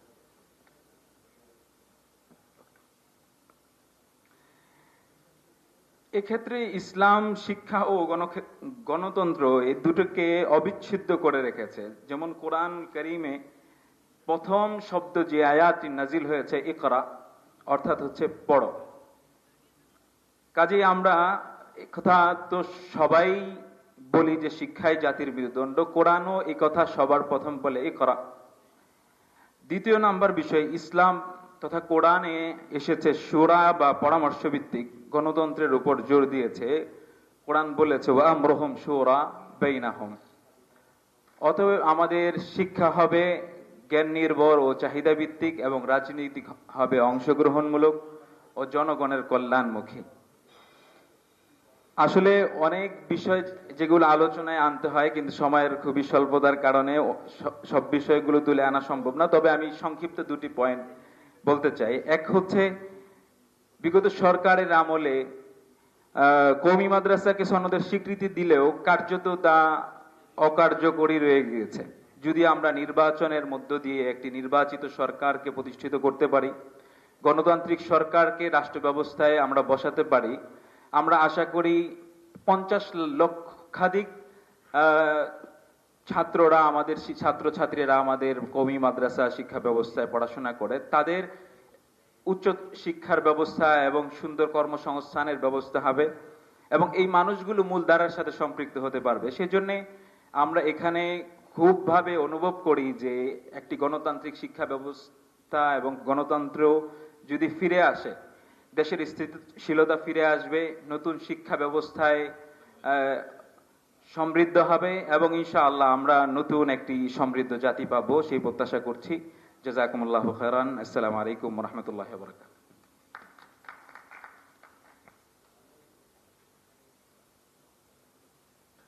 Thank you, Shaikh Saad Madani, for your perspective. I think madrasas, as I mentioned before, is one of the key components of our education sector, and their voices need to be heard. If we are to basically go for reform that's sustainable in the long term, I would now like to move on to our next speaker, who we all know, Dr. Mamun Ahmed, Honorable Pro Vice Chancellor of University of Dhaka. Thank you.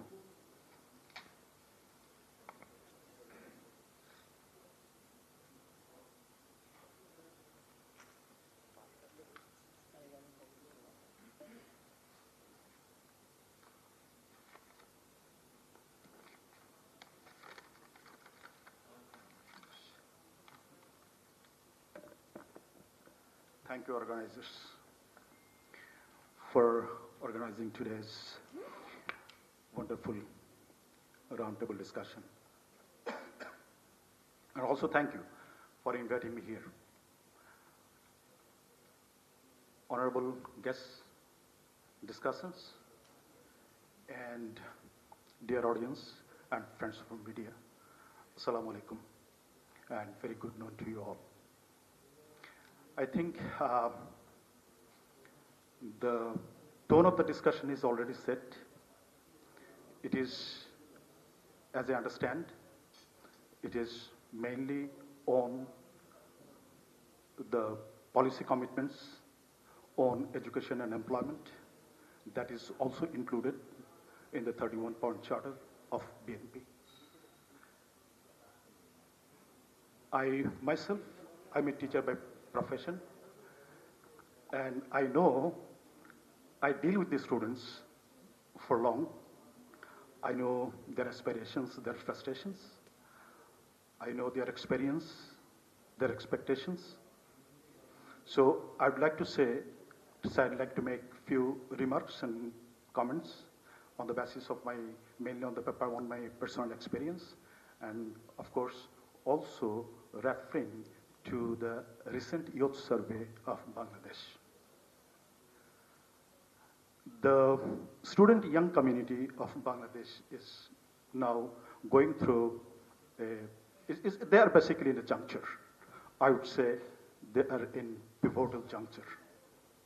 In one hand, these young people, they are very ambitious, they are very connected. At the same time, they are very conscious about their rights. On the other hand, they are going through a very tough reality of shrinking economic and job opportunities. At the same time, very outdated education system, as they always say, and of course, a political system that basically does not include them, at least in their own terms, for sure. So this has created tension and of course frustration, and we have already seen the boiling point of this frustration a year ago during July 2024. So we need to address this generational discontent. What I'm trying to say, these challenges must be addressed because these young students, they are the main source of the capital, human capital for this country. Well, I have already gone through the 31-point charter that BNP is proposing, and some of these related to the education and employment are really amazing. Of course, they're inspiring, and needless to say, these are realistic and, of course, rational. But I need to make a few comments on education and employability, referring to the survey report, recent survey report. See, there is a huge gap between education that we provide and employability. Only 13 to 14% of our young students, they find relevance of their studies, what they are studying, what they are learning, that is relevant to what they need for having a job. A startling 31%, they say what their education has no relevance with the job they are in. Meaning is, it is saying that this is the fundamental limitation and fundamental flaw in our education system. Meaning is, this education system and the training system does not fit with the need of the job market of the industries, what they need. So there is need for reformation of this education system. I'm happy that BNP have rightly pointed out this problem, and they're proposing to reform this education system, aiming to have skilled and very skillful workforce. That is, I think, amazing, and that basically bringing hope to the nation, for sure. So what is the key characteristics of this reformation can be? One important thing can be needs-based education, that is for the secondary level. And that must include all these technical educations, all this information technology, and of course, need-based technical subjects should be included within that. I'm sure BNP will think and already thinking about it. One more thing is the knowledge-based education for the tertiary level students, for the tertiary level young students, what they need basically. As I said, there is a huge gap, mismatch between the content in their academia and the need of the industries. So we need to fill up that gap first. That is one issue. Another issue is there should be some facilities and initiatives to have higher research, because university is meant for not only for creating educated, skilled manpower, but also for researcher and also for creating the scholars of world level. So tertiary level education should have both notions, of course. Another important issue basically BNP is talking about is providing or committing employment allowance. Okay. Again, let me refer to another findings of the youth survey data. Alarming, 40% of the students, young students, they are entirely disengaged. Meaning is, they're not studying, they're not working, they're not even looking for a job. They're not looking for an employment. They're totally disengaged. Why they are disengaged? Because they are educated, but they don't have necessary skill to get employment. That's one point. And another one is, there is no job facilities for them. So these guys, these frustrated individuals, they form basically a ticking time bomb for the economy and for the society, for sure. And once again, BNP has rightly pointed out what I think BNP has rightly pointed out, and they have touched upon the gravity of this problem.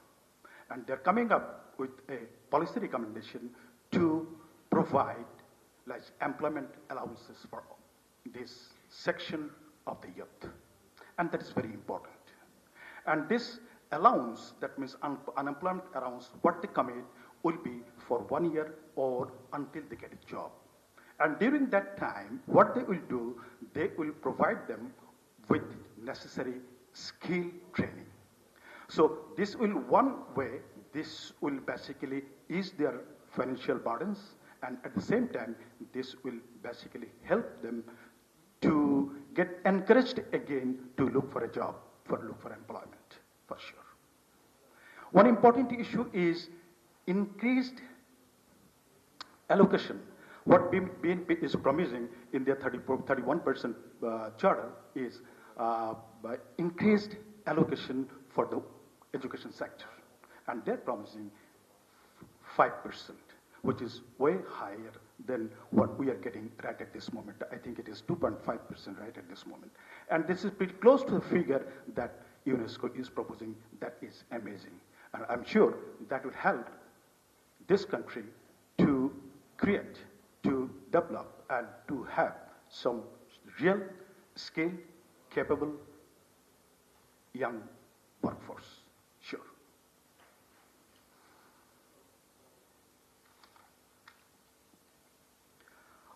Okay, I'm not going to take that much time. Just, I want to say a few things.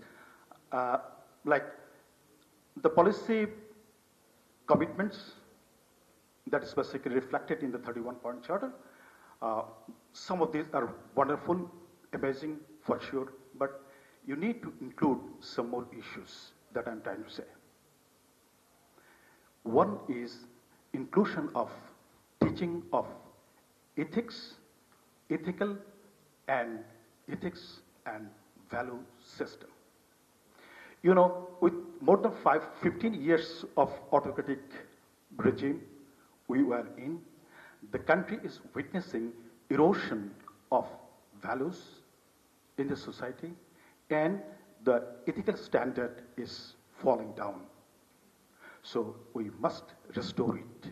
For having this, we need to introduce ethical and moral teaching curriculum in right from the school, I think. And one more issue is growing concern about religion-based politics. This is a huge concern. And a majority of the young population, what they see, this is basically real concern. And they see it not suitable for the progressive face of the Bangladesh and progressive future of the Bangladesh. So you need to come up with something to address these issues, ethical and value-justice issues, and also for this religion-based political issues. That is basically huge concern right at this moment.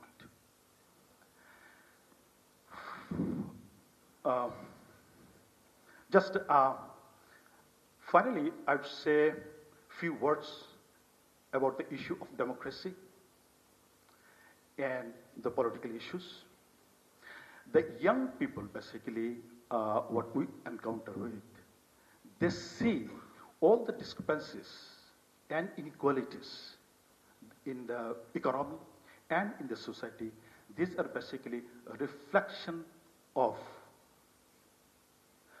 the malaise, deep-rooted malaise in the politics and governance system that must be corrected.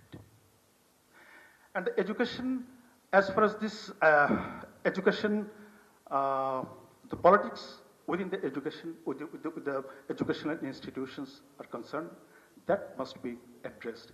Of course, you have to address it putting pragmatic policy. And you have to have very pragmatic policy to deal with this. One interesting figure came out, again, reference to the survey, that is, the students, the young students, they were at the center point of the revolution last year. But still, most of the students want to remain disengaged and alienated about politics. But what they want political parties to listen to them, to be connected with them. These students, young students, want political parties. They will be heard. Political parties will listen to them. Political parties will value to their opinions, and of course, will act upon. If that can be done, and the recommendations and the policy issues that are coming up is materialized, implemented properly, we can definitely expect for fair, inclusive Bangladesh. Thank you. Khuda Hafiz.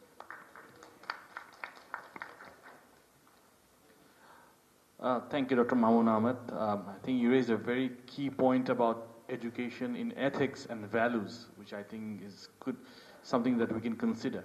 And also, I think most of our speakers have echoed one key point, which is the relevance and importance of democracy in having a vibrant education system that is for the people and that will take the country forward. I would like to now move on to our final speaker. Today is also World Teachers' Day, which is a very significant day, and I would like to basically give my respect and on behalf of our team to all the teachers around the world who work very hard every day to make us better human beings. And my teachers and our teachers in the past who has built our character. So this is a very significant day. Now I would like to move on to our final speaker. Should have a big round of applause for all the teachers around the world.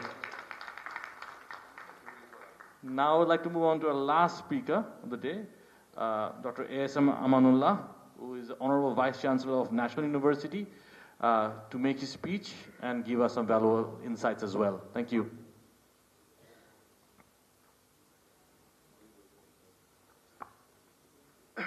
Respected Chair, panelists, distinguished guests, journalists, good afternoon.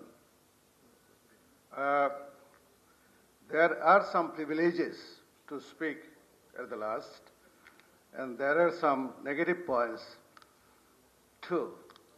That lots of points I wanted to discuss or I discussed already. Now, tell me some of the hard realities of the education sector of this country. I am currently now leading the second largest public university of the world, having 4 million students and around 2,500 affiliated institutions and colleges around the country. All the B.Ed colleges, law colleges, science and technology institutes, all the science colleges, military colleges, the sports colleges, they belong to the National University of Bangladesh. And almost every year we produce around 1 million students graduated from the National University of Bangladesh, almost around 1 million students. And you will be surprised to know around 300,000 of those 1 million are being unemployed. And after 10 years, it's been around 3 million students unemployed in Bangladesh. And try to understand what are the reasons behind this. One of the reasons is the absence of industry-academia linkage. Is virtually nil in Bangladesh. And what happened for the last decade is simply a massacre. There was no change in the syllabus. There was no change in the pedagogy, classroom teaching, or in those areas. With the current syllabus we have in the National University or the public universities of this country, we are talking about to combat the fourth industrial revolution. With the current syllabus, even Bangladesh is not ready to combat the challenges of first industrial revolution. And we are talking about the fourth industrial revolution. And as a result, we did very well in the MDG, Millennium Development Goal, and we missed almost all indicators of SDGs, almost all indicators of sustainable development goals in Bangladesh. In this situation, the National University has taken some steps to work with the UNICEF, A2I, National Skill Development Authority. We did some MOUs with the China, Japan. We started working with the Salford University, Manchester. We started working with the Saudi Arabia, Technical and Vocational Training Education of Saudi Arabia. As you know, after 2026, the Gulf states, they won't accept any unskilled level. And in that situation, Bangladesh is in serious threat of exporting laborers in the Gulf states. We usually send around 1 million, the workforce around the world, and around 70–80% they go to the Gulf states. Considering those situations, the National University has taken a decision to introduce ICT in their syllabus and English as a mandatory course. And we already started ICT as a mandatory course in almost all areas of our courses. We offer around 30 undergraduate courses, around 25 post-graduation courses. And you'll be surprised to know the students, they accepted ICT and English as a mandatory course, they well accepted. There was a doubt that they might resist. No, the students didn't resist. They just accepted. It means the students are ready to be trained. And I just visited the USA last week, and we made some contract with the New Haven University, Johns Hopkins University, and the City University, New York. And you'll be surprised to know the way they change their syllabus is almost 100% industry-academia linkages. They don't teach any subject which do not have any industry-academia linkages.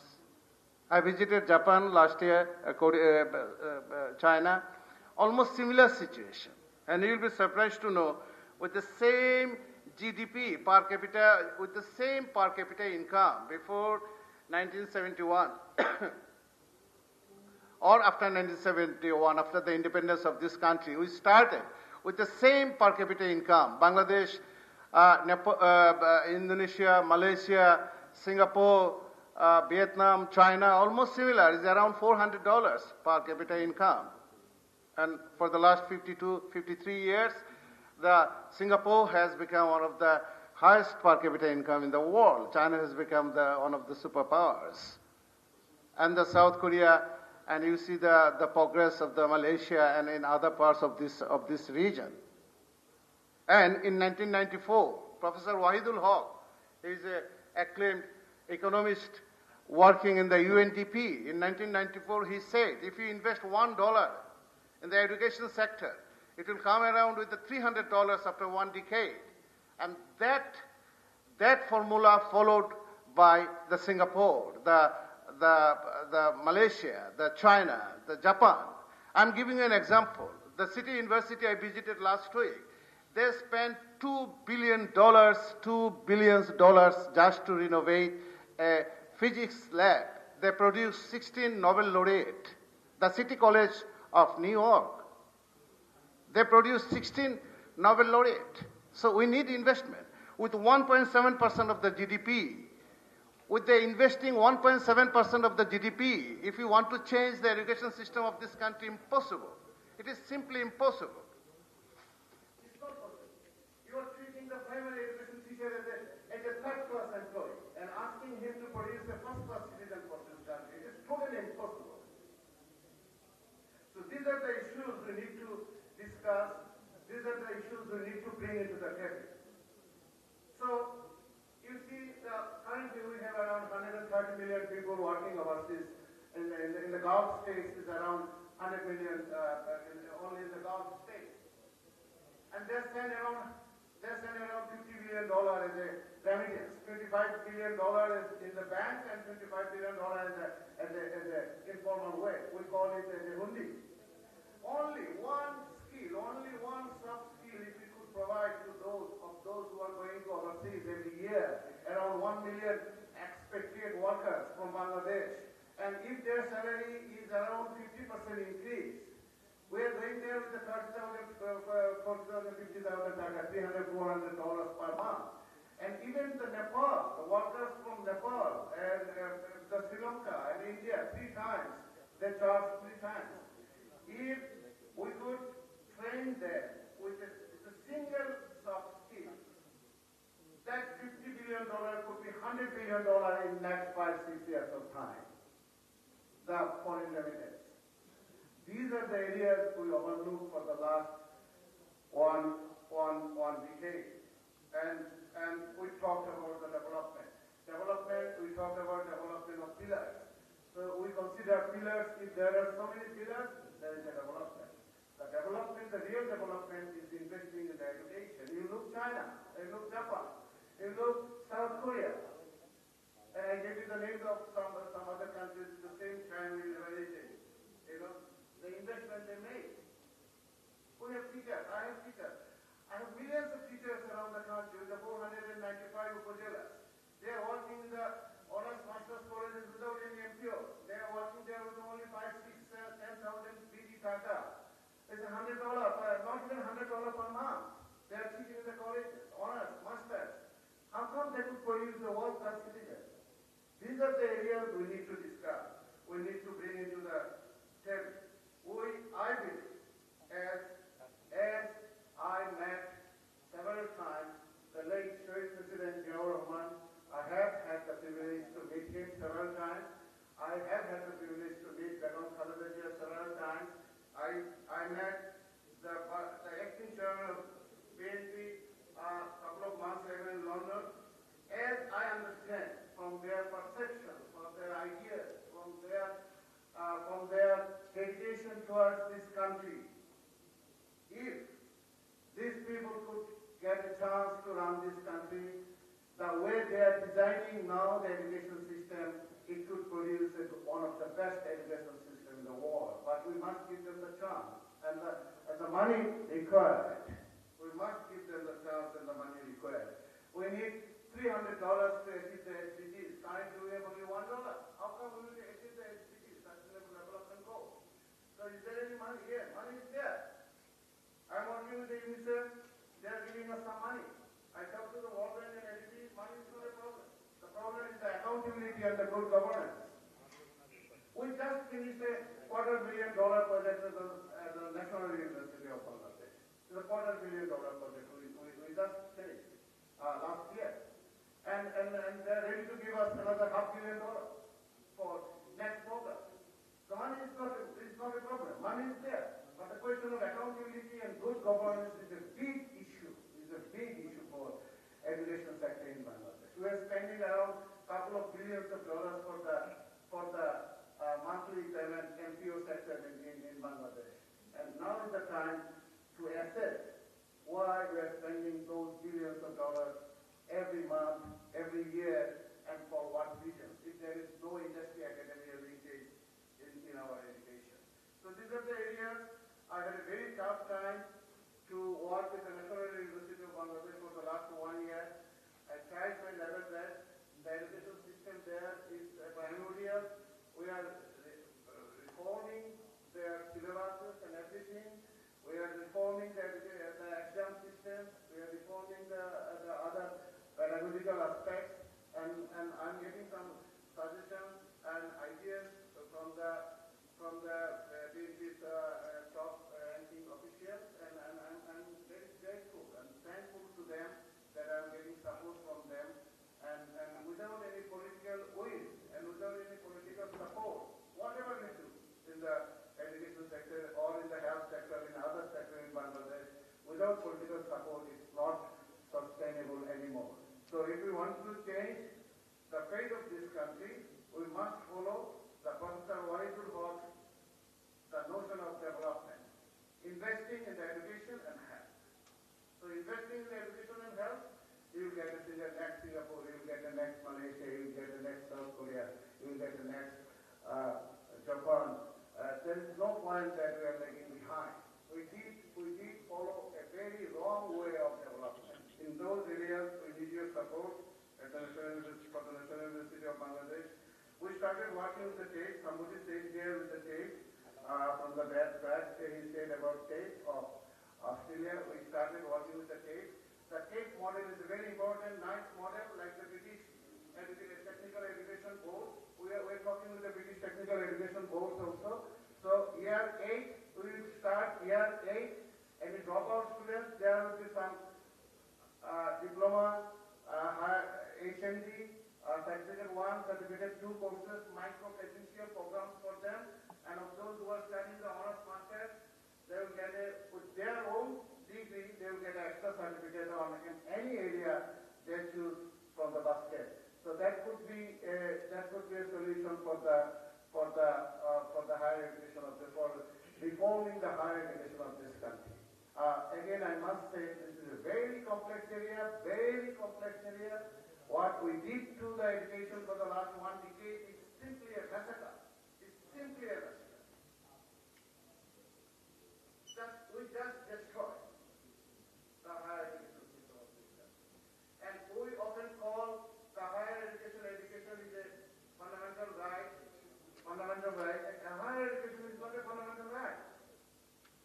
Even it's not a human right. You can talk about the primary education, secondary education, you can talk about fundamental rights, human rights, that's fine. The higher education is a choice. So if you want to bring change in the higher education, you must involve the stakeholders, you must motivate the parents, you must choose the correct pathway how to develop your program following the other countries who already did very good in the higher education. Thank you very much for inviting me here, and sometimes I use some of the emotional stuff, but I must say we must look forward, and as I believe the Bangladesh Nationalist Party is very committed and dedicated towards the common people of this country. Under their leadership, we may expect a change in the higher education of this country. Thank you very much. Thank you. Thank you, Dr. Esama Amanullah, for your valuable speech. With this, we will be concluding our event for the day. But just to sum up some of the key points and some clarifications, I think one of the key things that has come up in all our speakers in their speeches is that over the years, resource mobilization has one of the key challenges for the education sector. That's why Bangladesh Nationalist Party, BNP, talks about 5% GDP allocation for the education sector. I know it's an aspirational figure, but it is an aspirational figure, and we have to be aspirational. We must aim high to achieve anything. So that's why I think, and also it emphasizes our stress on this sector, how important the sector is for us, and it's a priority sector for us. And also stress on need-based and knowledge-based education, which all our speakers have stressed on. That's one of the principles of BNP's education policy. If you look at our track record, we have tried our best to achieve this principle, and we will be working in the future to achieve this principle, where we have education system which keeps up with time, which benefits our population, educates our youth, and also a huge emphasis on research and development and skill development. Because with times, I think we need to basically, the issue of upskilling, reskilling is something that we're seriously considering as a party, to have our youth prepared for the future and for the present, and also develop new sectors so they're capable and to get a demographic dividend, which is a huge size of this population. I think the youth now, if you look at the age of 15 to 29, is almost 30% of our population, which is a significant figure. And if we are to build a nation, we need to integrate them. And we need to have a vibrant, sustainable education system to make our youth and our general population a capable one, and hopefully a sustainable education sector which will benefit all people from all walks of life in our country. With this, I would like to thank our speakers for giving their valuable inputs today, and we will also, it's a sort of like a stakeholder consultation, so we have a lot of new inputs which we can bring into our policy and think about and consider. And I thank you all for being patient. Please don't go away, we have arrangement for lunch, so please bear with us, and hopefully we'll see you in the future. Thank you everyone, thank you.